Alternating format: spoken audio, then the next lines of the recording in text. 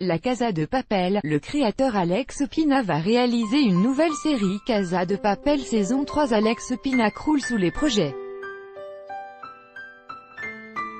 Bien qu'il n'ait pas encore tourné la saison 3 de la Casa de Papel, il va aussi réaliser White Lines, se déroulant à Ibiza. Découvrez ce que cette série nous réserve, mis à jour le 31 juillet 2018 à 14h37, suite au partenariat exclusif entre Netflix et Alex Pina, a annoncé début juillet. Le showrunner sera aux commandes de White Lines, aux côtés des producteurs de The Crown. L'intrigue sera centrée sur les investigations concernant la réapparition à Ibiza du cadavre d'un célèbre DJ de Manchester.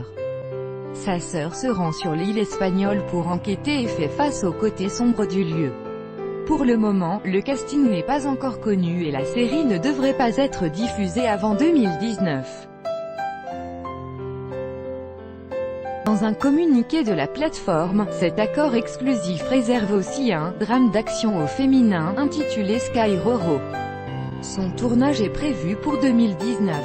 Devant cette annonce, Alex Pina a fait part de sa joie de travailler avec Netflix. « C'est un rêve qui se réalise », a-t-il ajouté. Concernant la Casa de Papel, dans la future saison 3, le personnage de Berlin fera son apparition contre toute attente malgré la fin de la saison 2. Les fans de la série sont nombreux à l'apprécier et selon certains médias, ils auraient même réclamé un spin-off sur le chef des braqueurs. Interrogé par NextPLZ à ce sujet, son interprète Pedro Alonso ne serait pas contre explorer un peu plus son rôle. « J'ai pris beaucoup de plaisir en incarnant Berlin. J'étais un peu effrayé parce que j'ai pris des risques car certaines séquences étaient très compliquées, mais étant donné la nature du personnage, il y a énormément de possibilités de développement, et je pense qu'il s'agit d'un personnage qui mériterait d'être approfondi. » Ne pouvant donner de réponse, il ajoute « C'est un personnage qui mérite plus, mais ce n'est pas à moi de dire s'il mérite un spin-off. » L'ascension de la Casa de Papel n'est pas près de s'arrêter. Alors qu'au départ, le série n'avait prévu que 2 saisons, une 3e saison avait été annoncée pour 2019. Mais bien que celle-ci ne soit pas encore présente sur Netflix, son créateur Alex Pina a confirmé une saison 4 lors du festival de Monte-Carlo où la Casa de Papel a remporté le prix de la meilleure série dramatique. Une annonce qui n'est pas une surprise suite à son succès qui a fait d'elle la série non anglophone la plus regardée sur Netflix. En France, elle a été visionnée plus de 17 millions de fois d'après une étude de NPA Conseil. Désormais, Alex Pina va devoir relever le défi de rouvrir une série bouclée, qui a eu beaucoup de succès, assure-t-il dans 20 minutes, pour ne pas décevoir les nombreux téléspectateurs.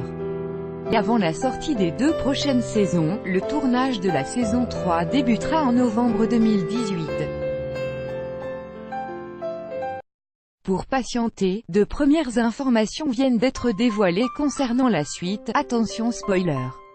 Ces nouveaux épisodes marqueront le retour du personnage de Berlin joué par Pedro Alonso. Disparu à la fin de la saison 2, il pourrait revenir sous forme de flashback, comme l'a expliqué le créateur Alex Pina à 20 minutes. On va connaître les liens entre Berlin et le professeur. Il y aura des retours dans différents niveaux du passé avant l'attaque. Cela permettra aux spectateurs qui connaissent les personnages de mieux comprendre ce qui s'est passé avant. À l'inverse de ce retour, l'actrice Itziari Tildo qui joue l'inspectrice Raquel Murillo n'a pas signé pour sa 3e saison. Là où les 2 premières saisons de la Casa de Papel avaient dû être remontées avant leur diffusion sur Netflix, les épisodes espagnols étant d'une durée habituelle de 60 minutes, ceux-ci ont été coupés différemment pour faire plutôt 40 minutes. Ce ne sera pas le cas de la saison 3. En effet, Alex Pina a confirmé à Première que les épisodes de la saison 3 seront pensés dès l'écriture pour un format de 40 minutes. c'est bien mieux, le format de 60 minutes, c'est vraiment un truc très spécifique à l'Espagne, on est le seul pays au monde à faire les séries comme ça. Il précise pour autant que sa méthode de travail ne change pas vraiment, on fait toujours en sorte qu'il se passe beaucoup de choses, de rebondissements, ça change en fait la structure et l'endroit où l'on place les cliffhangers, la fête n'est pas finie. La Casa de Papel partie 3, en 2019, seulement sur Netflix. pic.twitter.com/qtocbhk8ic, Netflix FR.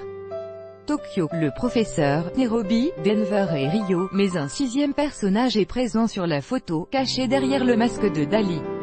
De qui peut-il s'agir? Si on regarde de plus près, la carrure semble être celle d'un homme.